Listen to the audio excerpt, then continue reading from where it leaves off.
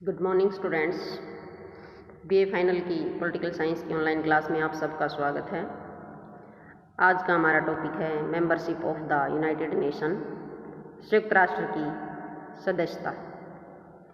विश्व के 193 देश संयुक्त राष्ट्र के सदस्य हैं। संयुक्त राष्ट्र के चार्टर का द्वितीय अध्याय सदस्यता से संबंधित है। द्वितीय अध्याय के अनुच्छेद 3 से 6 तक में संयुक्त राष्ट्र की सदस्यता प्राप्ति, निलंबन, निष्कासन इत्यादि का वर्णन किया गया है। चार्टर में 2 प्रकार की सदस्यता का उल्लेख किया गया है, मूल या प्रारंभिक सदस्यता। दूसरा है निर्वाचित या बाद में अर्जित सदस्यता। प्रारंभिक सदस्य तथा बाद में बनने वाले सदस्य राज्यों के अधिकारों तथा कर्तव्यों में कोई अंतर नहीं है।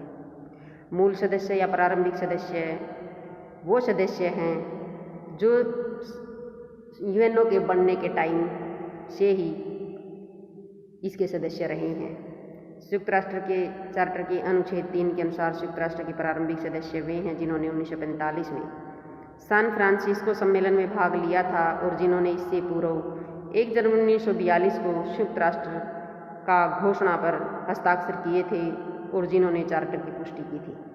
प्रारंभिक सदस्यों की संख्या 51 थी। बाद में प्रवेश होने वाले सदस्य या निर्वाचित सदस्य वे सदस्य हैं जो चार्टर के अनुच्छेद 4 के अनुसार संयुक्त राष्ट्र की सदस्यता उन सभी शांति प्रिय राष्ट्रों के लिए खुली जो चार्टर के दायित्वों को स्वीकार करते हैं और जो संयुक्त राष्ट्र के निर्णयानुसार इन दायित्वों को पूरा करने के इच्छुक और योग्य हैं। नए सदस्य स्थायी सदस्यों सहित सुरक्षा परिषद के बहुमत की सिफारिश और महासभा के 2/3 बहुमत से बनाया जा सकता है। लेकिन चार्टर के अनुच्छेद 4 के अनुसार नए सदस्य बनने के लिए कुछ शर्तें निर्धारित की गई थी जो आज हम यहाँ डिस्कस करेंगे कि वो कौन सी शर्तें थी जिनको पूरा करने के बाद कोई राज्य, कोई देश यूएनओ का मेंबर बन सकता था, मेंबरशिप ले सकता था। तो उसमें सबसे फर्स्ट है हमारी शर्त, आवेदनकर्ता एक प्रभुसत्ता संपन्न राज्य होना चाहिए। चार्टर के अनुसार आवेदनकर्ता संप्रभु राज्य होना चाहिए। उपनिवेश या कोई डोमिनियन संयुक्त राष्ट्र का सदस्य नहीं हो सकता। इसका अर्थ यह है कि कोई देश किसी दूसरे देश के अधीन है तो वो यूएनओ का मेंबर नहीं बन सकता। लेकिन इसके भी कई अपवाद हैं।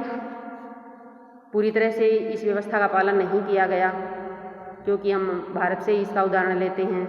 जब भारत संयुक्त राष्ट्र का मेंबर बना था, जब वो इसका मौलिक सदस्य गिना जाता है, क्योंकि भारत वो 51वां ही देश है जिन्होंने चार्टर पर सैन फ्रांसिस्को सम्मेलन में हस्ताक्षर किए थे। लेकिन उस टाइम हमारा देश जो है एक प्रभुसत्ता संपन्न राज्य नहीं था। अभी तो यह एक ब्रिटेन का उपनिवेश था।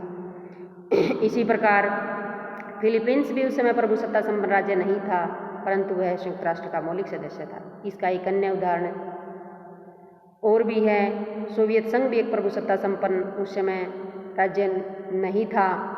यूक्रेन, बेलारूस प्रभुसत्ता संपन्न राज्य नहीं थे। ऐसे बहुत से उदाहरण दिए जा सकते हैं जो प्रभुसत्ता संपन्न न होते हुए भी यूएनओ के सदस्य बने हैं, मौलिक सदस्य भी थे और बाद में भी उन्होंने सदस्यता हासिल की है। लेकिन फिर भी चार्टर में यही व्यवस्था की गई है कि जो राज्य प्रभुसत्ता संपन्न होगा वही यूएनओ का मेंबर बनेगा। दूसरा है नेक्स्ट हमारा, आवेदनकर्ता प्रभुसत्ता संपन्न ही नहीं, शांति प्रिय भी होना चाहिए। चार्टर के अनुसार आवेदनकर्ता केवल राज्य ही नहीं होना चाहिए, बल्कि वह शांति प्रिय भी होना चाहिए। दूसरे शब्दों में हम कह सकते हैं कि केवल शांति प्रिय राज्य संयुक्त राष्ट्र के सदस्य बन सकते हैं, परंतु किसी राज्य को शांतिप्रिय राज्य कहा जाए ऐसा चार्टर में कहीं भी उल्लेख नहीं किया गया है। संयुक्त राष्ट्र के पास ऐसा कोई पैमाना भी नहीं है जिससे इस बात का पता लगाया जा सके कि कौन सा देश शांति प्रिय है। और कोई भी देश जो है वो अपने आप को ये नहीं कहेगा कि मैं शांति प्रिय राज्य नहीं हूँ। तो इस प्रकार महासभा और सुरक्षा परिषद को इसकी व्याख्या करने का ऐच्छिक अवसर प्रदान किया गया है। महासभा और सुरक्षा परिषद ये व्याख्या करते हैं किसी देश के बारे में कि वो शांति प्रिय है या नहीं है। नेक्स्ट है हमारा आवेदनकर्ता, आवेदक जो है वो चार्टर में अंकित दायित्वों को स्वीकार करना अनिवार्य होता है उसके लिए स्वीकार करता है। चार्टर के अनुसार संयुक्त राष्ट्र की सदस्यता प्राप्त करने के लिए आवश्यक है कि आवेदनकर्ता चार्टर में दिए गए दायित्वों को स्वीकार करे। आवेदनकर्ता को यह घोषणा करनी पड़ती है कि वह चार्टर में दिए गए दायित्वों को स्वीकार करता है और उनका पालन करने के लिए हमेशा तैयार रहेगा। नेक्स्ट है हमारा इसकी सदस्यता प्राप्त करने की रीति क्या है। भी इसको जो सदस्य इसकी सदस्यता प्राप्त करने हैं उनकी क्या विधि है। अनुच्छेद 4 में वर्णित शर्तों से यह स्पष्ट होता है कि संयुक्त राष्ट्र की सदस्यता प्राप्त करना आसान कार्य नहीं है। महासभा के 2/3 निर्णय से पहले यह आवश्यक है कि सुरक्षा परिषद के 15 में से 9 सदस्यों की स्वीकृति से आवेदनकर्ता राज्य की सदस्यता की सिफारिश करे। इन 9 सदस्यों में 5 स्थायी सदस्यों का होना भी अनिवार्य है।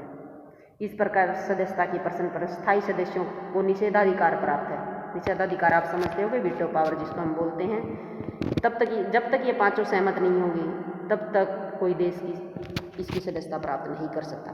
यदि स्थायी देशों में से कोई भी सदस्य किसी राज्य को नहीं चाहता कि वह संयुक्त राष्ट्र का सदस्य बने तो वह तब तक संयुक्त राष्ट्र का सदस्य नहीं बन सकता। सुरक्षा परिषद की सिफारिश के बाद ही महासभा किसी राज्य की सदस्यता का निर्णय करती है। यदि आवेदनकर्ता राज्य की महासभा में 2/3 बहुमत प्राप्त हो जाता है तो वह संयुक्त राष्ट्र का सदस्य बन जाता है।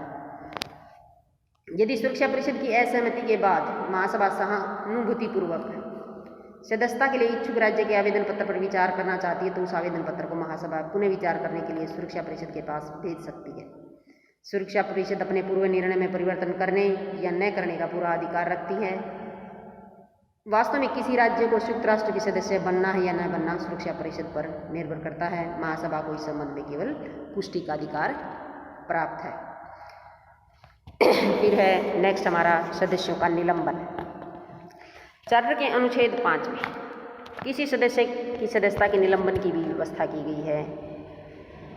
संयुक्त राष्ट्र के जिस सदस्य के विरुद्ध सुरक्षा परिषद ने बचाव या किसी निर्णय का पालन करवाने के विषय में कोई कार्रवाई की है तो उस देश की सदस्यता को निलंबित किया जा सकता है। किसी देश की सदस्यता को निलंबित करने का सुरक्षा परिषद की अनुशंसा पर महासभा द्वारा किया जाता है। वास्तव में सुरक्षा परिषद को किसी देश को निलंबित करने का अधिकार है। महासभा केवल उसकी पुष्टि करती है। जिस राज्य की सदस्यता को निलंबित किया जाता है वह राज्य संयुक्त राष्ट्र की सदस्यता से प्राप्त होने वाले लाभों से वंचित हो जाता है। ऐसे सदस्यों को पुनः सुरक्षा परिषद की सदस्यता बहाल कर सकती है। वो केवल सुरक्षा परिषद ही है जो सदस्यता बहाल करेगी। इसका स्पष्ट अर्थ यह है कि किसी देश की सदस्यता के निलंबन में महासभा भागीदार है, परंतु किसी निलंबन सदस्य की सदस्यता को बहाल करने की शक्ति केवल महासभा को ही प्राप्त है। निष्कासन कि संयुक्त राष्ट्र के किसी सदस्य को संयुक्त राष्ट्र से निष्कासित करने की व्यवस्था चार्टर के अनुच्छेद 6 में की गई है।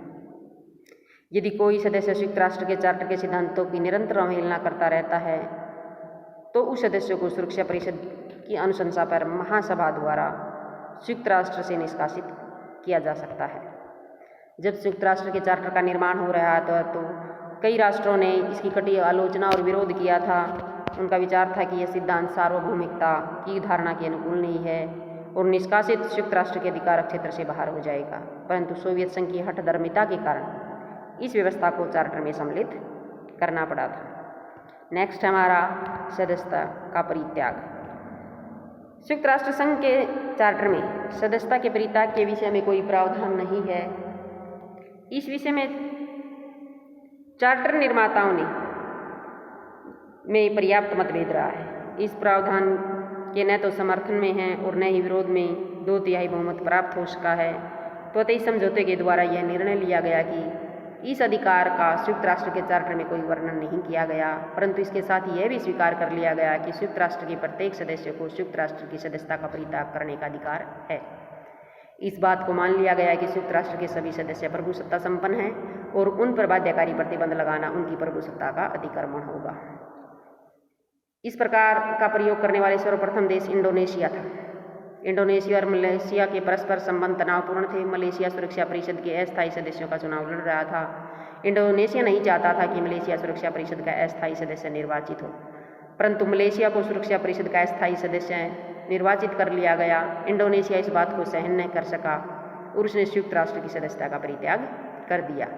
तो उस समय यह अनुभव किया जाने लगा कि संयुक्त राष्ट्र भी राष्ट्रसंघ की भांति पतन के मार्ग की ओर अग्रसर है। इंडोनेशिया के राष्ट्रपति सुकार्नो ने यह घोषणा कर दी कि वे शीघ्र ही कुछ राष्ट्रों को मिलाकर एक नए संयुक्त राष्ट्र का निर्माण करेंगे, परंतु उनके अपने देश में राजनीतिक उथल पुथल के कारण नई सरकार का निर्माण हुआ। इस प्रकार राष्ट्रपति सुकार्नो अपने देश में उद्देश्य में सफल नहीं हो सके।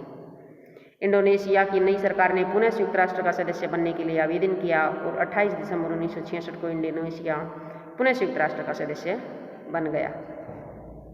इसी प्रकार 1966 में पाकिस्तान ने भी संयुक्त राष्ट्र की सदस्यता के परित्याग की घोषणा की थी, परंतु वह अपनी इस घोषणा पर कार्यान्वयन करने का साहस नहीं कर सका।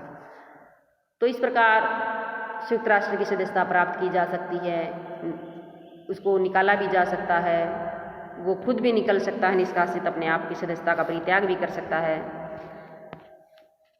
निलंबन भी किया जा सकता है। तो निष्कर्ष रूप में हम यही कहेंगे कि संयुक्त राष्ट्र की सदस्यता प्राप्त करना राष्ट्रों के लिए गौरव और गरिमा की बात बन गई है। संयुक्त राष्ट्र का सदस्य होने से संबद्ध देश को अंतर्राष्ट्रीय क्षेत्र में विशेष मान्यता प्राप्त होती है। संयुक्त राष्ट्र एक ऐसा मंच है जो विश्व के देशों को परस्पर सहयोग से समस्याओं का समाधान करने और विश्व में शांति के स्थिर रखने के विषय में विचार विनिमय के लिए अवसर प्रदान करता है।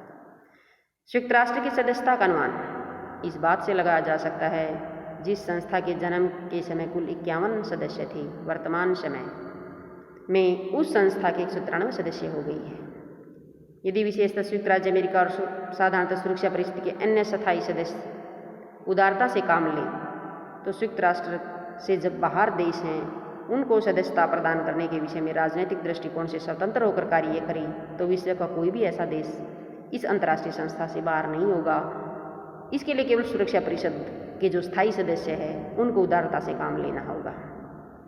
जो परिस्थितियां 1945 में थी, उन परिस्थितियों में सुरक्षा परिषद के स्थायी सदस्यों को निषेधाधिकार देना उचित था, परंतु वर्तमान परिस्थितियों में इस अधिकार का उनके पास रहना उचित प्रतीत नहीं होता।